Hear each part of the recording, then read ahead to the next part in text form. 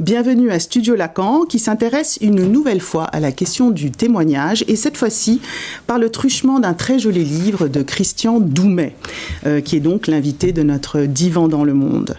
Alors, dans l'évanouissement du témoin, Christian Doumet revient sur un épisode assez méconnu qui s'est déroulé le 7 juin 1961 au procès d'Adolf Eichmann à Jérusalem. Ce jour-là, le poète et rescapé d'Auschwitz, Yael Dinour, est appelé à la barre.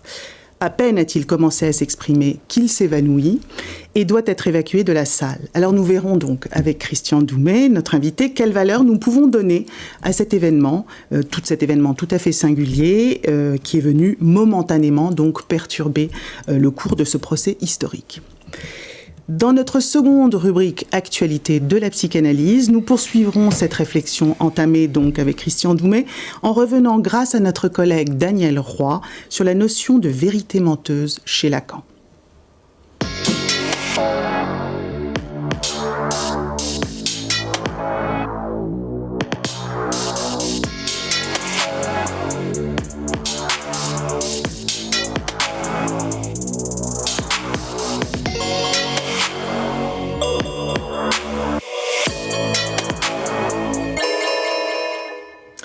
Alors Christian Doumet, bonsoir et merci beaucoup d'avoir répondu favorablement à notre invitation.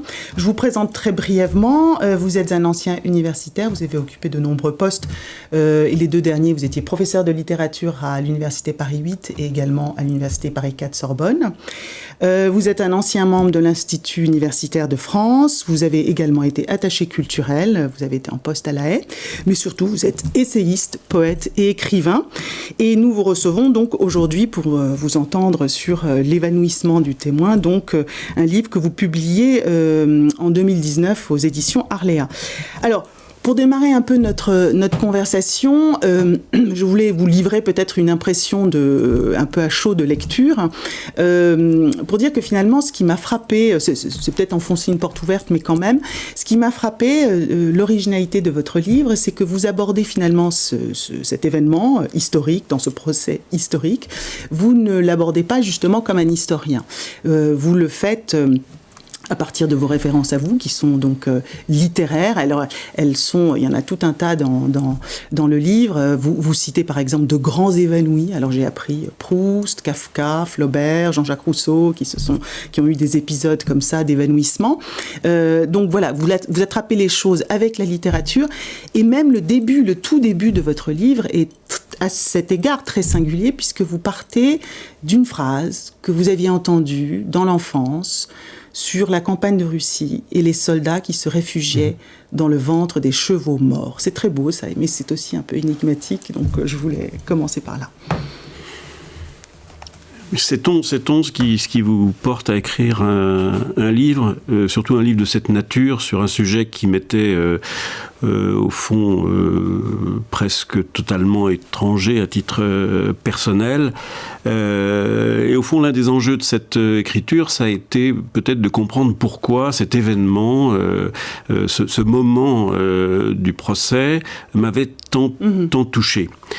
Alors j'ai évidemment tenté de rassembler quelques souvenirs par association très simple, et l'un des premiers souvenirs qui me sont venus, c'est celui de cette ce souvenir d'enfance, je peux dire d'enfance, oui, le récit de la campagne de Russie, et surtout, après, bien sûr, le poème de Victor Hugo, dans La légende des siècles, sur les hommes qui se protègent, se réfugient dans le ventre des chevaux morts, tant il fait froid au retour de la campagne de Russie. Et c'est cette idée d'abri, au fond, je crois, qui m'a retenu à la fois dans l'image de Victor Hugo et dans le témoignage, cette question de l'abri en regard de quelque chose que d'ailleurs le témoin en question nomme très clairement, l'abandon. Être abandonné, c'est aussi nécessairement, fatalement, rechercher un lieu maternel autant que possible, un lieu de recueillement, un lieu de protection. Et je crois que l'un des aspects de cet événement, l'une des interprétations possibles, va un peu dans cette direction très obscure, évidemment, puisque ça nous amènerait à interroger une part de l'inconscient de l'intéressé, mais enfin, essayer de trouver un lieu où se réfugier face à ce qu'il a en face de lui, c'est-à-dire, on en reparlera certainement, le regard d'Adolf Eichmann. Le regard d'Adolf Eichmann, oui. Ok, alors peut-être, puisque en fait, votre livre tourne autour de cet événement, qui dure, en fait, tout ce témoignage de Yechiel Dinour, qui s'appelle aussi Katsetnik, on va peut-être revenir là-dessus, c'est son pseudonyme. Donc, tout votre livre tourne autour de ce témoignage qui dure 8 minutes. On va voir la 1 minute que nous avons extrait de ce témoignage et après on va continuer. Auschwitz, they always left me. They always took leave of me. And the look in their eyes had the promise of my oath in them. Almost 2 years I stayed there, and I was always left behind. I can still see them gazing at me. I saw them in the queue. Hausner, could I perhaps, Mr. Dinour, put a few questions to you if you will consent? President of Court, Mr. Dinour, please listen to Mr. Hausner and to me.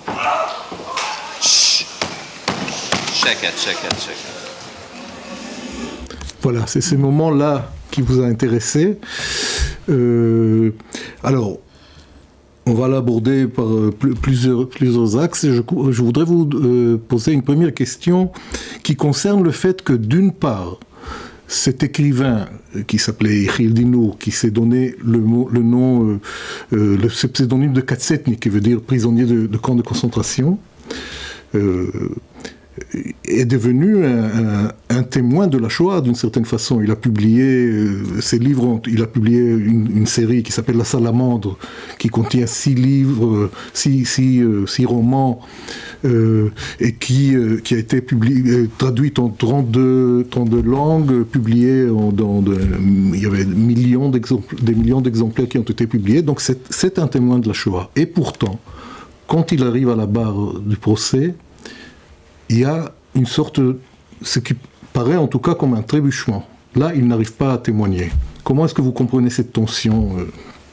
C'est tout l'enjeu de ce que j'ai essayé de faire, c'est de mesurer ce qui sépare, au fond, parce que le procès a duré quand même très longtemps, il y a eu un nombre considérable de témoins qui sont passés à la barre. Au moment où il intervient, la cour et tout le public a déjà assisté à une très grande quantité de témoignages, et lui arrive et ne prononce que ces quelques mots. Alors, il y a 2 choses à considérer, à mon avis. C'est d'abord les quelques mots qu'il prononce, qui ne sont pas du tout anodins, qui sont, à mes yeux, véritablement, je dirais, les mots d'un écrivain.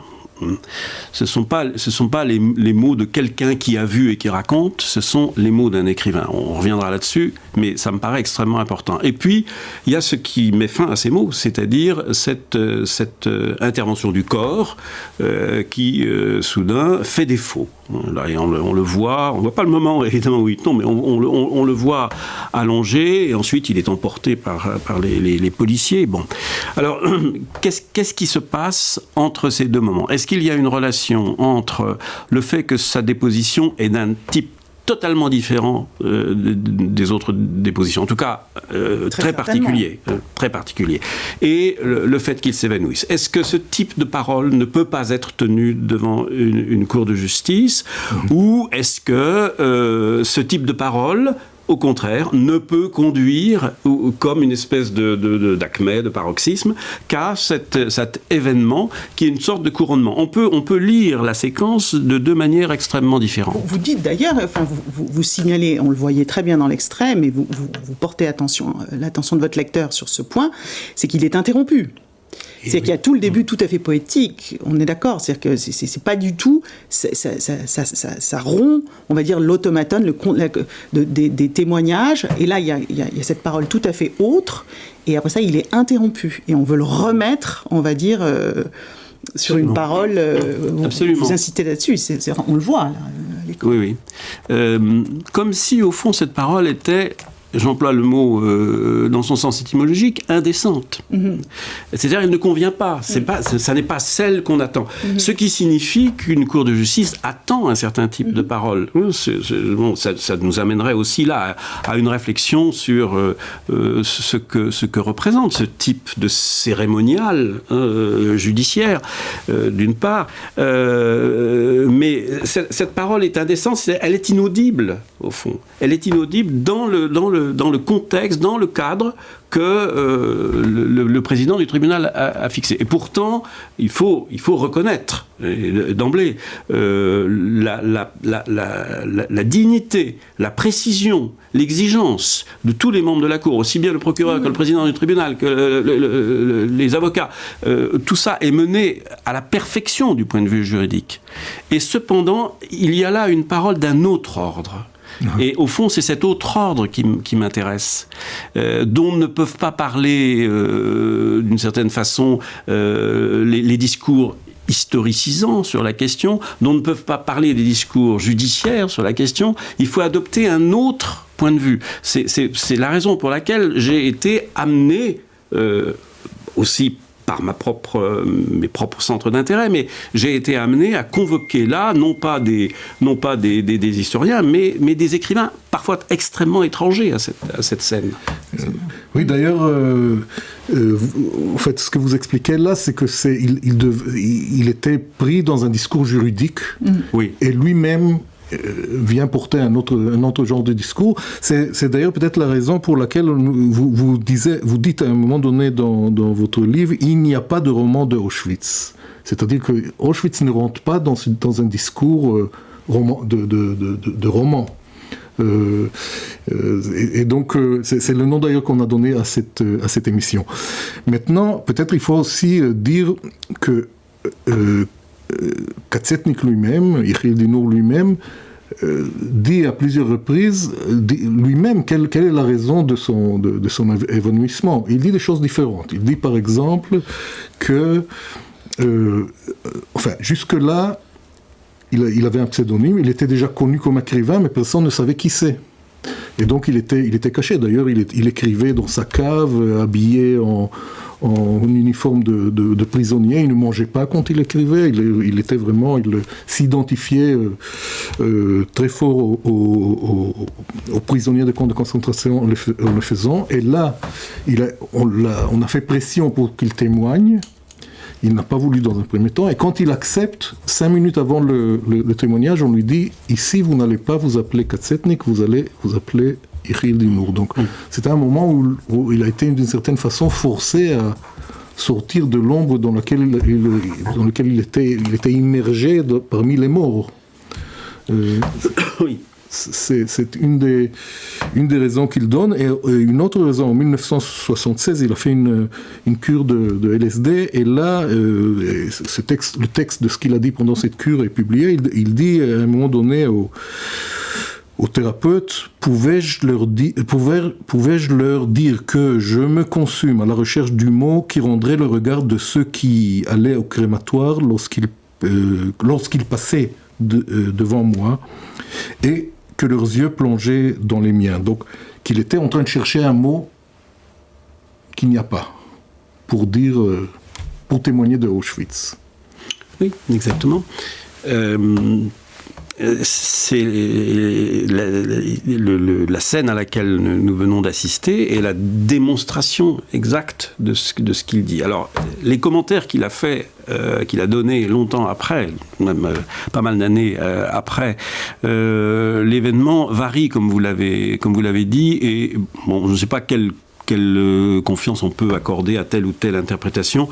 Je pense qu'il est assez normal que, bon, au fond, il ne sache pas très bien pourquoi il s'évanouit. On ne sait jamais pourquoi on s'évanouit, et qu'il revienne et qu'il essaye de trouver des explications diverses. Et il y en a certainement plus d'une. C'est pas un phénomène qui pourrait s'expliquer pour une seule raison. Vous-même, vous donnez encore une explication très forte. C'est la rencontre avec le regard de oui, voilà, oui. Et ça, la question du regard, on la retrouve à toutes les étapes. On la retrouve en juin 61. Il dit, j'ai vu leurs yeux, leur regard, j'ai fait le serment. Oui, on l'a entendu là, traduit en anglais. Oui. Et puis ensuite, ce que tu viens de dire, dans les années 70, et donc il y a cette référence au regard d'Eichmann, mais la référence aussi des morts vivants qu'il voyait à Auschwitz, ses compagnons d'infortune. Oui. Je crois que cette question du regard qui est absolument centrale, et quand on voit le dispositif aussi, on le voit un petit peu, parce qu'on voit à un moment au début le regard le visage de Eichmann, on voit l'autre, le visage de Yael aussi. Quand on voit ce dispositif, on comprend qu'il s'agit véritablement d'une question de regard, de visage, et il me semble que cette question des visages, elle n'est pas du tout fortuite, elle est très centrale, puisque ce qu'il va, au fond, ce qu'il va faire sortir de cette confrontation, c'est quelque chose qu'on pourrait formuler de la manière suivante, en résumant: qu'est-ce qui fait que je suis semblable à celui qui est dissemblable de moi? Autrement dit, qu'est-ce qui fait que celui qui est en face de moi, qui porte le nom de Eichmann, et qui est d'une certaine façon mon bourreau, qu'est-ce qui fait qu'il est semblable à moi? Et ça, c'est une question au fond, c'est une question très simple de visage, de visage. Nous avons tous le même visage, et cependant, nous sommes tous différents les uns des autres. Et c'est dans le regard que s'éprouve, pour lui, mais je pense qu'on peut en tirer des conclusions beaucoup plus vastes, c'est dans le regard que s'éprouve cette question, qui est une question, je dirais, assez liée à la modernité. Tout de même, on déborde un peu notre sujet là, mais il me semble que c'est une question que la modernité pose de manière très différente de ce que pouvaient nous dire les siècles précédents sur cette question. Comment est-ce que je suis semblable à celui qui ne me ressemble pas? Et pourtant, je suis obligé d'admettre les deux. Juste une seconde sur la question du regard et du dispositif, justement, parce qu'en fait, vous terminez votre conclusion quand même de votre livre, vous sollicitez le théâtre. C'est une des nombreuses références que vous convoquez pour nous. Et effectivement, il y a quelque chose d'un théâtre, on est dans un procès, etc. Quelque chose qui se donne à voir, et il y a une scène, là, il y a le corps de Dinour qui lâche. Je trouve que là, votre thèse, elle est très forte. On pourrait la reprendre aussi avec ce que tu as apporté sur la question du roman d'Auschwitz qui n'existe pas. Mais finalement, à la fin, vous terminez, parce que vous parlez par exemple de Molière, Poquelin, donc qui meurt sur scène, parce que ça aussi ça compte, la manière dont les noms que vous donnez, vous dites Dinour, vous dites pas de quatre ethniques, et là, dans ce moment-là, vous dites Jean-Baptiste Poquelin, qui meurt donc sur scène, et vous dites finalement, l'évanouissement, il y a un côté, ce qui donne à voir, c'est un « je ne joue plus ». Je trouve que c'est très fort, cette thèse-là. Le côté « je ne joue plus », effectivement, là, c'est le corps qui lâche, il donne à voir, on pourrait dire, alors c'est peut-être un peu bas du casque, mais il y a un côté, voilà, c'est le mort-vivant. Il nous montre, voilà, le mort-vivant. Il n'est pas mort, mais il n'est pas vivant. C'est le prophète sans parole. Enfin, il y a quelque chose, il me semble, que vous attrapez là, avec ce « je ne joue plus » sur lequel vous terminez, non ? Oui, je ne joue plus le jeu social, au fond, d'une certaine façon, auquel, évidemment, m'assigne le procès auquel je participe. Alors, peut-être que les comparaisons avec le théâtre peuvent paraître un peu excessives, et le rapprochement avec Molière, Poquelin est peut-être très, très lointain, mais il n'empêche que, quand on voit, on n'a vu qu'une minute, mais quand on voit assez longuement le déroulement de l'audience et des audiences, on se rend très bien compte qu'il y a tout un cérémonial, qu'il y a un scénario, qu'il y a des prises de parole qui sont parfois imprévues, mais qui tout de même répondent à un type d'exigence. Il y a un cadre théâtral. On a construit une cage de verre spécifique pour Eichmann. On l'a mis en scène, cet Eichmann, hein, parce qu'on s'attendait à voir un monstre. Et donc, on l'a enfermé dans... C'est ce que dit Hannah Arendt. Elle s'attendait à voir sous ses yeux, un monstre. Et elle voit un type ordinaire, un petit bureaucrate. Voilà, alors là ça nous amène à une question complexe, épineuse. C'est justement Hannah Arendt et l'expression qu'elle a forgée, la banalité du mal, autour de cette question-là, autour de ce procès, qui pourrait être justifié par cette idée je suis devant mon semblable.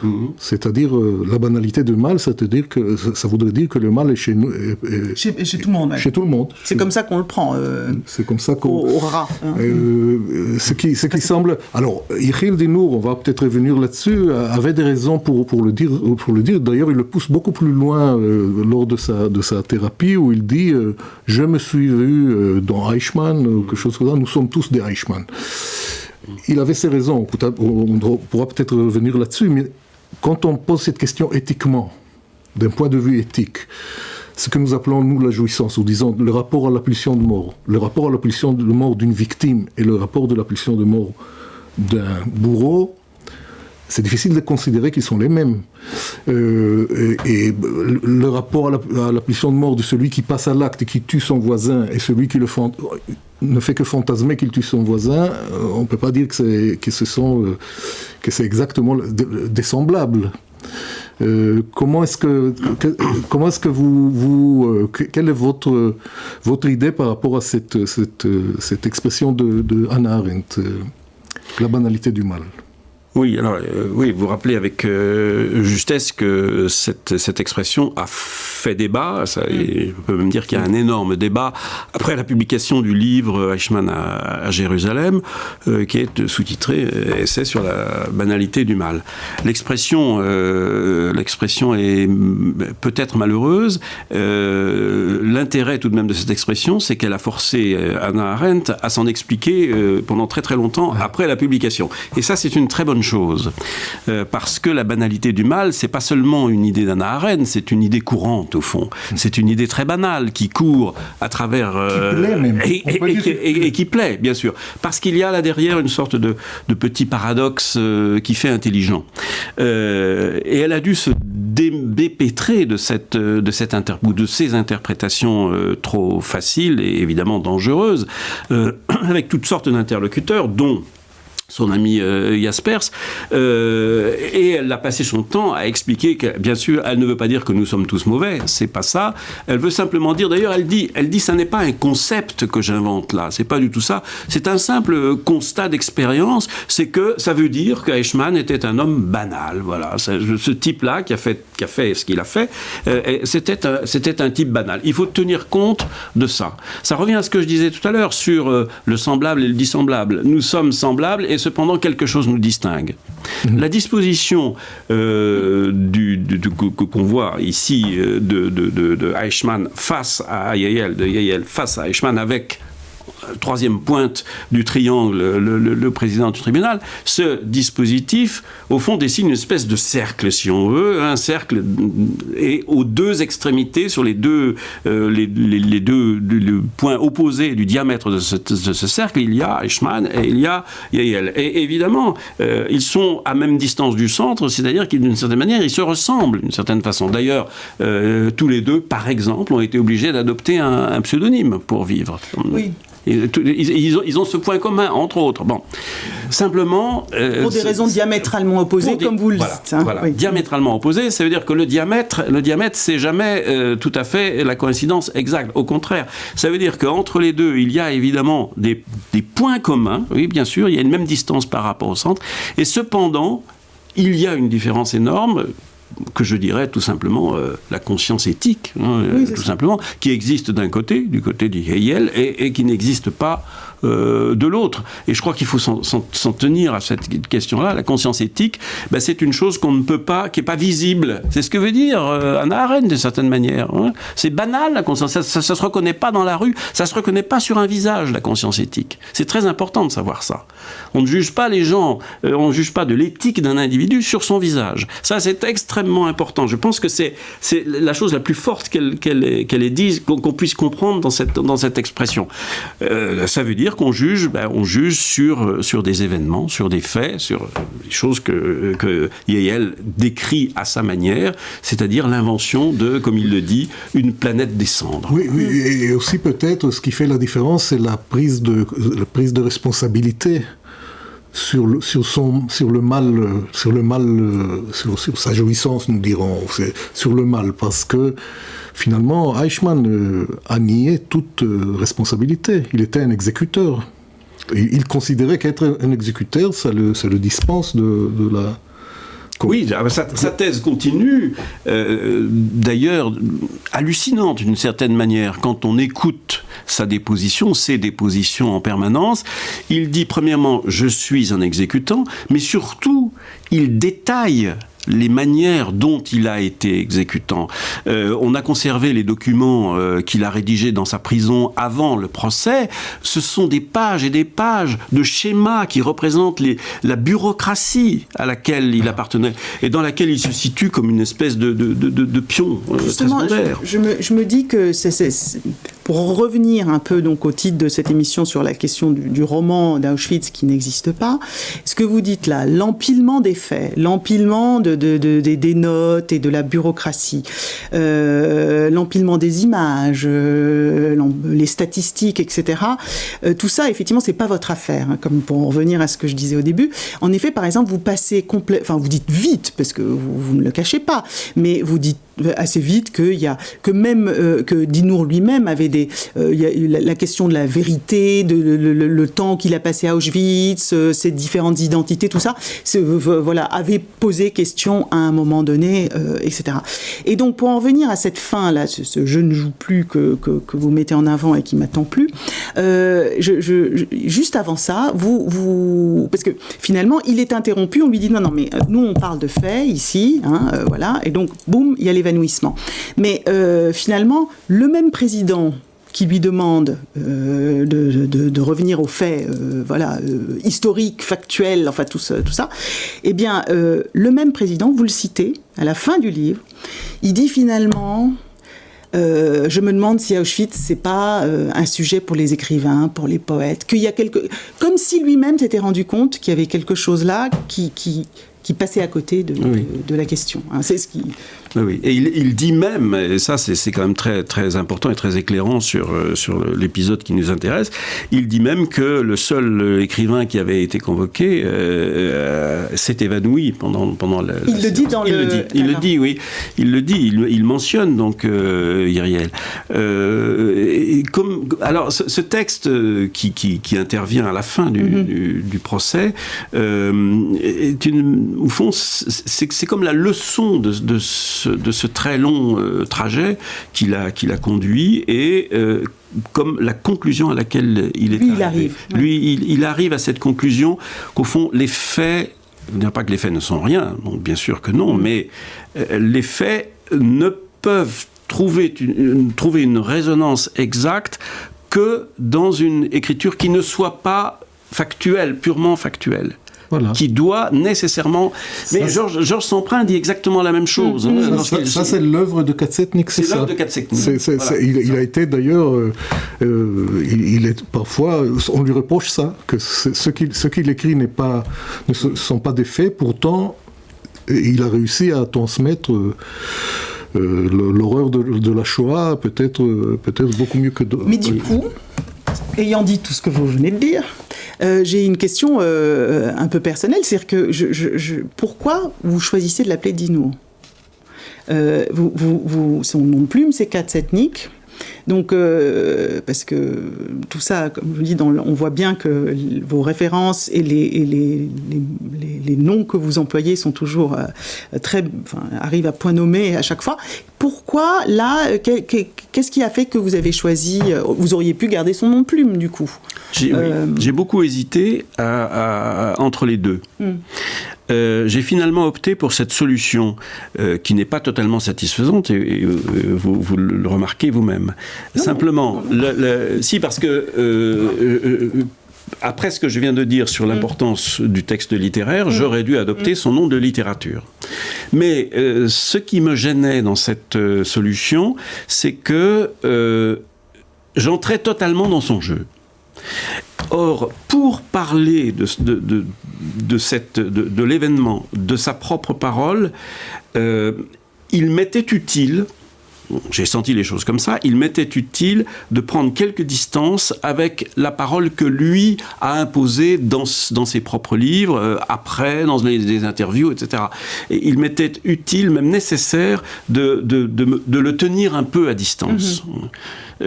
J'avoue que à aucun moment je n'ai véritablement eu d'empathie pour ce personnage. Mais la question n'est pas là, évidemment. En même temps, il vous hante. Il me hante, oui. Mais être hanté par quelque chose, c'est pas forcément avoir ni empathie, ni sympathie même pour ce qui vous hante. Parfois, au contraire.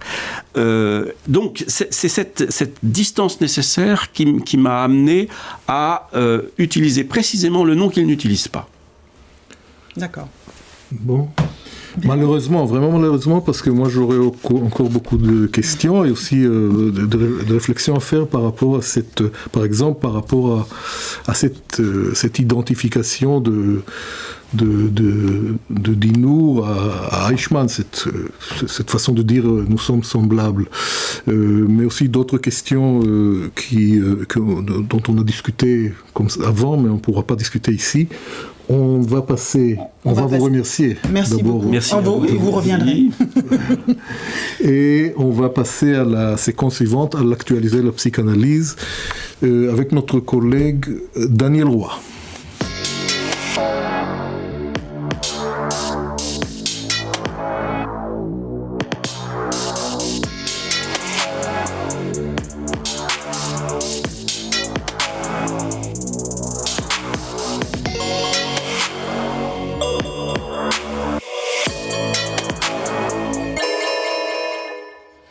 Daniel Roy, bonsoir. Bonsoir. Vous êtes psychanalyste, membre de l'École de la cause freudienne et de l'Association mondiale de psychanalyse. Et ce soir, vous allez revenir pour nous, sur une phrase de Lacan qui concerne la fin de l'analyse. Donc, et la question de la passe que Lacan avait formalisée. Je vais lire toute la citation pour extraire donc la notion que vous allez commenter pour nous.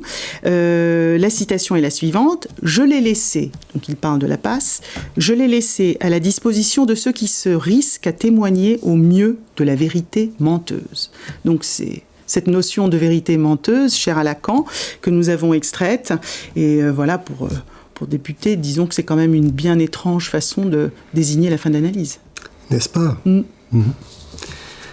Avec cette phrase, Lacan nous met face à une figure de style qui s'appelle l'oxymore, qui désigne donc un groupe de mots qui ont des sens différents, opposés, et ça ne colle pas ensemble.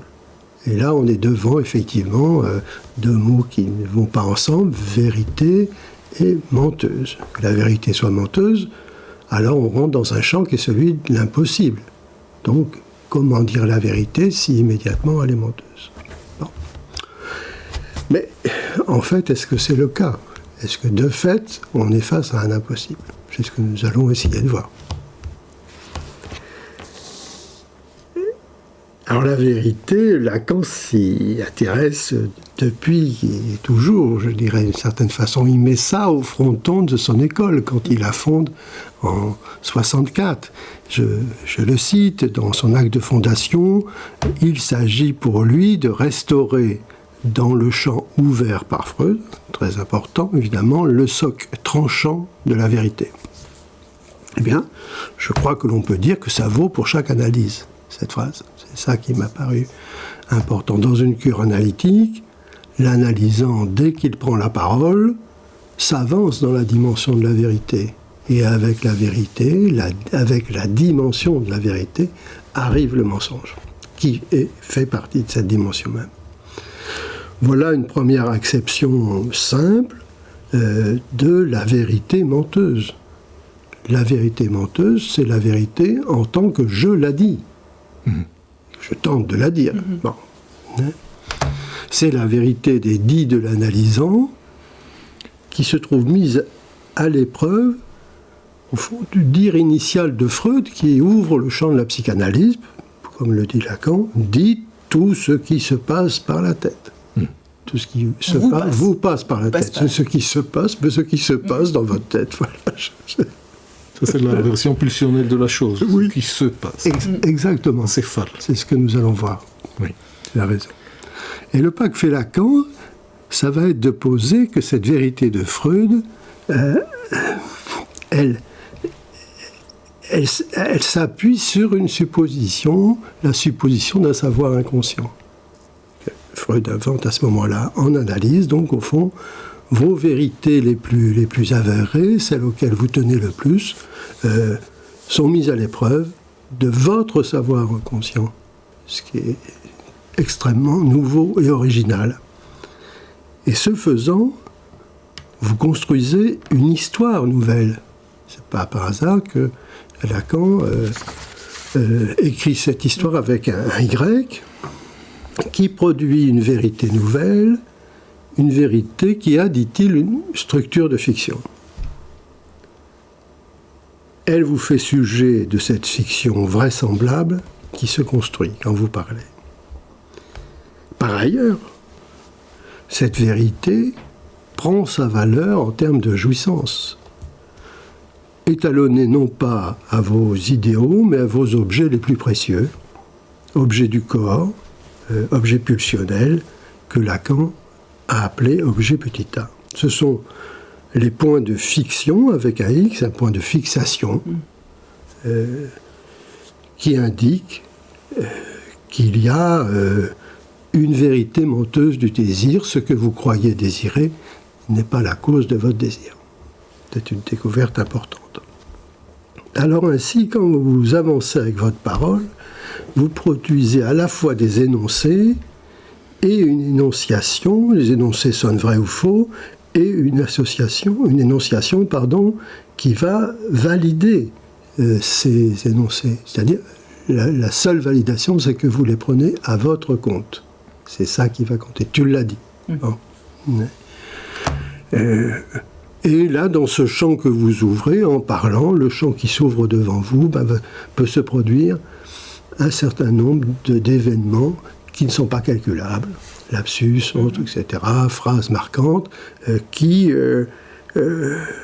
sont imprévisibles et certains invraisemblables pour vous.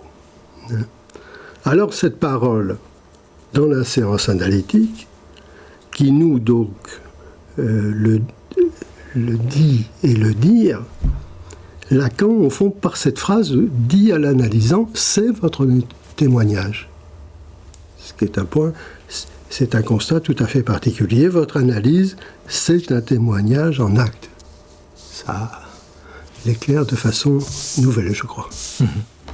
Et donc, témoigner, c'est un signifiant très fort. Quelle différence est-ce que vous feriez entre le témoignage en analyse, le témoin en justice, et plus encore l'héroïsme idéaliste et sacrificiel d'un témoin militant de la vérité absolue? Oui. effectivement, c'est différent. Lacan dit aux analysants, en analyse, vous faites témoin donc d'une vérité inédite, que vous ne connaissez pas, ce qui est déjà étrange. Mais, on l'a entendu tout à l'heure, c'est inhérent au fait même de témoigner. Être témoin, c'est prêter attention au nom de la vérité, et non pas au nom d'une autre puissance extérieure et supérieure. La phrase de Lacan pour indiquer ça dans le même texte, c'est la suivante. Il n'y a pas de vérité qui, à passer par l'attention, ne mente. Oui, pourquoi ? L'attention fait surgir, face à la vérité, un sujet qui se trouve divisé par son récit. La vérité du sujet en tant qu'il parle révèle alors sa structure de fiction, c'est une vérité de semblant. Et le signifiant ne peut pas tenir sa promesse de valider la vérité. Mais il y a aussi dans cette phrase une autre invitation. Ce n'est pas seulement le constat, un peu une invitation qui est faite à ceux qui veulent, au fond, faire valoir un témoignage sur leur cure, ce que Lacan appelle la passe. Là, c'est une autre face du témoignage. Il ne s'agit plus d'être dans son dire le témoin de la vérité vraisemblable. Il s'agit de témoigner du surgissement d'une vérité invraisemblable. Cette phase du témoignage va déchirer le tissu des semblants. Pour vous d'abord, quand vous êtes analysant, il fait apparaître une doublure qui fait tenir la trame de la vérité, une phase d'horreur, de déchet, qui fait naître chez le sujet honte et fascination, attrait et rejet. Cette phase qui est celle de la jouissance hors sens est le plus souvent masquée par le fantasme. Et cette vérité de fantasme, bien réelle, elle, est aussi une vérité menteuse. Pourquoi ? Parce qu'elle ment, je reprends une phrase de Lacan, elle ment au partenaire qu'elle vient de destituer en se faisant objet pour combler le manque creusé dans l'autre de la vérité. Elle indique une volonté plus forte que la volonté de bien dire ou de bien faire, une volonté de jouissance ignorée et pourtant dont vous êtes responsable. Alors, on a envie de vous demander ce développement que vous venez de nous apporter, ce que ça peut nous apprendre sur le statut de la vérité à notre époque contemporaine. Tout récemment, on l'a tous en tête, notre président a été accusé de vouloir instaurer une police de la vérité. D'ailleurs, c'est assez récurrent. Le ministère de la vérité.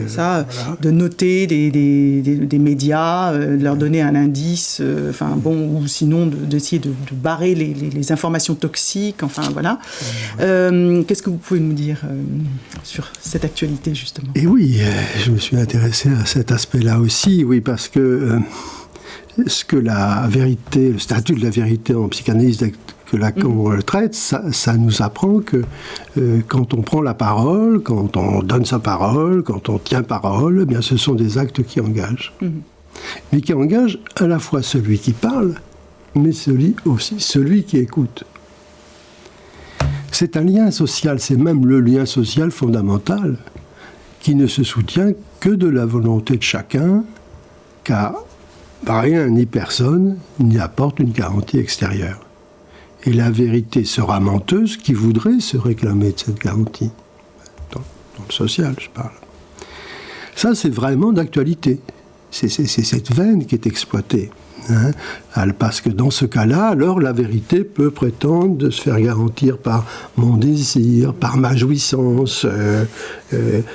Alors certes, ça fait du vrai, mais tout seul. C'est ça la différence. Là, il n'y a plus de lien social, mais comme l'indiquait précisément Jacques-Alain Miller, il y a une agrégation de un tout seul. Et c'est ce qui se vérifie effectivement dans le champ social, dans la civilisation, si on peut dire. Alors, ce qui va surgir dans la civilisation, et ça rejoint ce qui a été dit certainement tout à l'heure, c'est à cette place, c'est l'attrait des fins dernières l'Apocalypse, du dernier mot, du verdict absolu, qui va pulvériser le sujet.